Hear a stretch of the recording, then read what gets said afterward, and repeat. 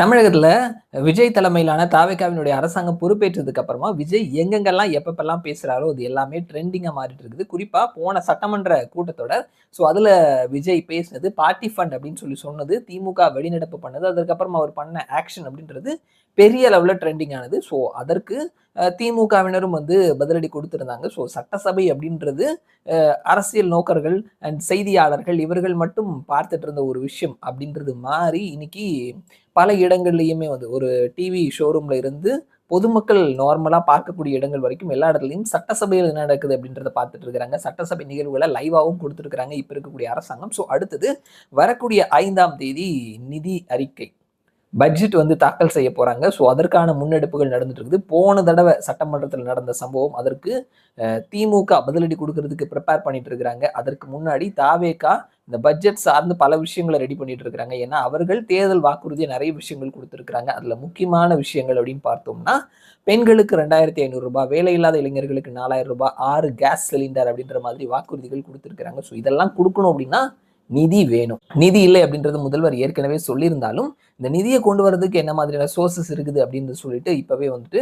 அதிகாரிகளோட ஆலோசனை அப்படின்றது நடந்துட்டு இருக்குது. இந்த நேரத்துல விஜயனுடைய அரசாங்கம் வந்ததுக்கு அப்புறமா 3 மாசத்துல 20,000 கோடி ரூபாய் வரைக்கும் கடன் வாங்கியிருக்கிறாங்க அப்படின்ற செய்தியும் ரீசெண்டா வந்திருக்குது.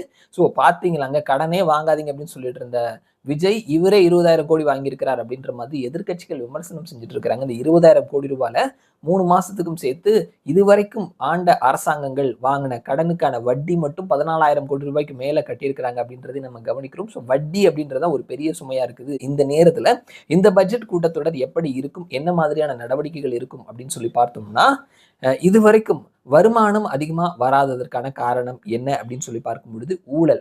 ஊழல் அப்படின்ற ஒரு லீக்கேஜ், அதன் வழியா வந்துட்டு வருமானம் நிறைய வந்துட்டு யாரோ ஒருத்தர் நடுவுல எடுத்துட்டு போயிடுறாங்க. இந்த மாதிரியான ஊழல்ல ஈடுபட்டவர்கள் சென்ற ஆட்சியில யார் யாரெல்லாம் ஈடுபட்டு இருக்கிறாங்க அப்படின்ற லிஸ்ட்டை எடுங்க அப்படின்ற மாதிரி சொல்லி இருக்கிறாங்களாம். அது சம்பந்தமான ஒரு தனி அறிக்கை ரெடி பண்ணிட்டு இருக்கிறாங்களாம். ஊழல்ல ஈடுபட்ட அமைச்சர்கள் இவர்கள் மட்டும் கிடையாது, அவர்களுக்கு துணை போன அதிகாரிகளினுடைய பட்டியலும் கூட வந்துட்டு தனியா வந்துட்டு தணிக்கை பண்ணி ஒரு அறிக்கையா ரெடி பண்ணிட்டு இருக்கிறாங்க. இதை வந்து நிதியமைச்சர் மரிய வில்சன் ஒரு நிதி அறிக்கை தாக்கல் செய்யும் பொழுது இதையும் சேர்த்தே வந்துட்டு தாக்கல் பண்ண போறார், இதையும் சேர்த்தே வந்து வெளியிட போறார் அப்படின்றது சொல்லியிருக்கிறாங்க. ஏற்கனவே நிதிநிலை அறிக்கை, வெள்ளை அறிக்கை அப்படின்னு சொல்லி வெளியிட்டு இருந்தாங்க. மின்சாரத்துறையில் ஏற்பட்டிருக்கக்கூடிய ஊழல், ஏன் வந்துட்டு நம்மளால வருமானம் பெற முடியல அப்படின்னு சொல்லிட்டு மின்சாரத்துறை அமைச்சர் சிடிஆர் நிர்மல்குமார் அவரும் கூட வந்துட்டு ஒரு அறிக்கையை வெளியிட்டிருந்தாரு.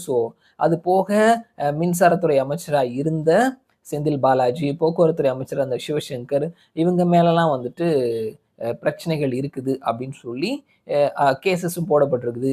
ஏவா வேலு, அதே மாதிரி தாமோ அன்பரசன் இவர்களையும் நெருக்கக்கூடிய ஒரு சிச்சுவேஷன் நம்ம கவனிக்க முடியும். இது போக வேற எந்தெந்த அமைச்சர்கள் ஊழல்ல ஈடுபட்டு இருக்கிறாங்க, என்ன மாதிரியான பிரச்சனைகள் நடந்திருக்குது, இது எல்லாம் சேர்ந்த ஒரு அறிக்கை ரெடி ஆயிட்டு இருக்குது. இதை வரக்கூடிய சட்டமன்ற கூட்டத்தொடர்ல ரிலீஸ் பண்றதுக்கு தாவேகா பிளான் பண்ணி வச்சிருக்கிறாங்களாம். இதற்கு எப்படி கவுண்டர் கொடுக்குறது அப்படின்ற மாதிரி திமுகவும் நாம பேசிட்டு இருக்கக்கூடிய இந்த நேரத்துல அவர்கள் வந்துட்டு உதயநிதி ஸ்டாலின் தலைமையில ஒரு மீட்டிங் ஒன்று நடந்துட்டு இருக்குது.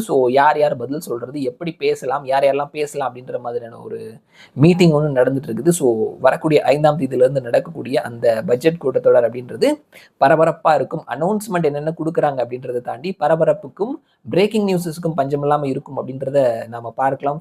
எந்தெந்த அமைச்சரினுடைய பெயர் வரப்போகுது, எந்தெந்த அதிகாரிகளினுடைய பெயர் வரப்போகுது, அதிகாரிகளுக்கு என்ன மாதிரியான தண்டனைகள் வரப்போகுது அப்படின்ற விஷயங்களை நம்ம வெயிட் பண்ணி பார்க்கலாம். இன்னொரு பக்கத்துல சொல்றாங்க, ஏங்க இதே மாதிரியான லிஸ்ட் வந்துட்டு இதற்கு முன்னாடி ஆண்ட அரசாங்கங்களும் திமுக வந்ததுன்னா அதிமுகவினுடைய அமைச்சர்கள் இந்த மாதிரியான விஷயங்கள் மேல ரைடு போறதும் இந்த மாதிரி நடவடிக்கைகள் ஆரம்பத்துல இருக்கும், அதற்கப்புறம் அப்படியே வந்துட்டு ஸ்டாப் ஆயிடுது. இதே மாதிரி தான் தாவேகாவும் இருக்குமா அப்படின்ற ஒரு கொஸ்டினும் இருக்குது. அந்த மாதிரியான கொஸ்டினுக்கு நாம அவங்கள மாதிரி தான் நாமளும் அப்படின்ற மாதிரி இருக்கக்கூடாது. ஒரு ஆக்ஷன்ஸ் அப்படின்றது ஸ்ட்ராங்கான விஷயமா இருக்கணும், தொடர் நடவடிக்கை இருக்கணும் அப்படின்ற மாதிரியும் தாவேகா சொல்லியிருக்கிறாங்களாம். என்னென்ன மாதிரியான விஷயங்கள் 5ஆம் தேதி சட்டமன்ற கூட்டத்தொடர்ல வரப்போகுது அப்படின்றத ஈகரா தமிழகம் காத்துட்டு இருக்குது பார்க்கறதுக்கு.